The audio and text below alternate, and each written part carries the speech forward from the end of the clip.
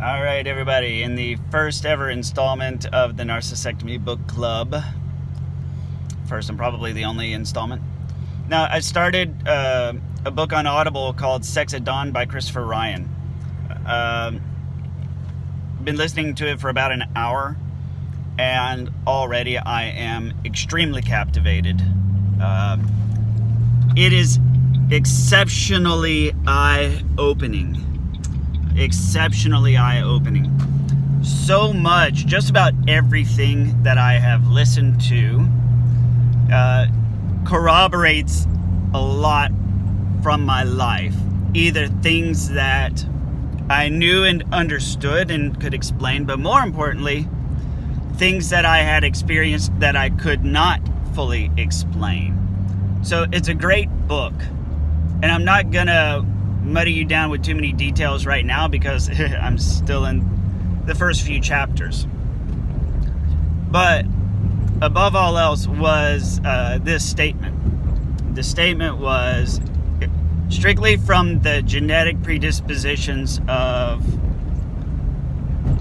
humans, prehistoric humans, and what it translates through to today.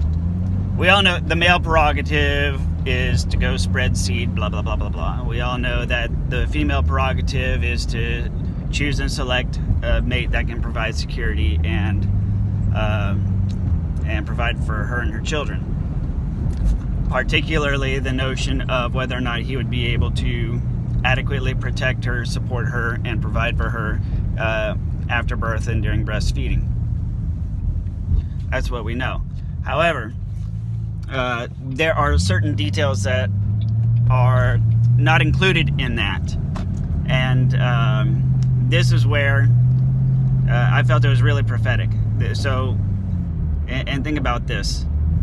It says that the male prerogative is twofold: to spread the cheap and easy seed that he generates across as much territory as he can, while simultaneously acquiring the support of a single female or a select few females with which to reproduce.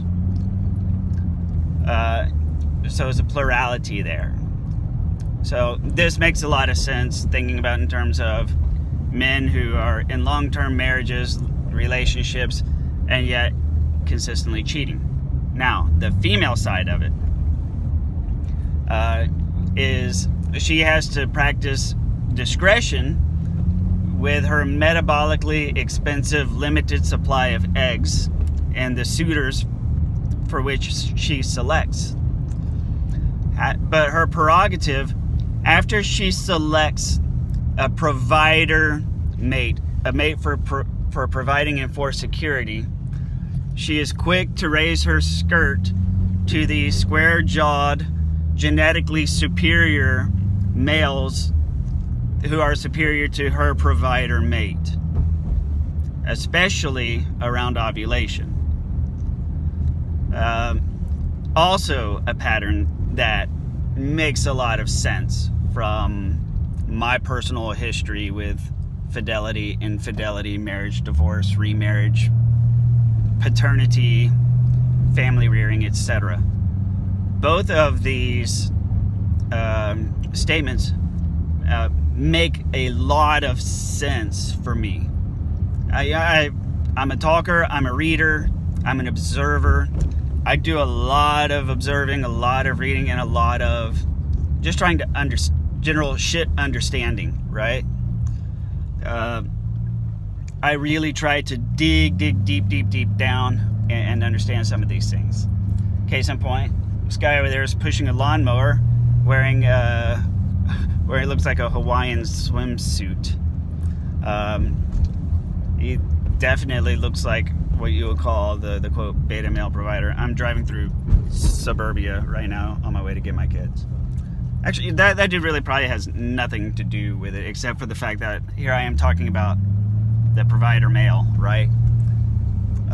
In any case, I'm not going to go too much further into it, but the fact that I found to be a substantial amount of profundity to that statement just in the openers. I'm listening. So the book is called Sex at Dawn. It's written by Christopher Ryan. It has a lot of good reviews on Amazon. I'm listening to it on Audible. I may very well buy it on paper. Check it out. It is awesome. It may very well go to the top of my list and topple my current number one pick, which is The Natural by Richard La Ruina. So thanks again. Check it out. Let me know what you think. Let me know if you've read it. If you've already read this book, by all means sound off in the comments. Let me know if the end of it's more disappointing than the beginning, so I don't want to waste my time. But I'm putting this out there early. So far, so good. So far, very interesting. So we'll see you on the next video.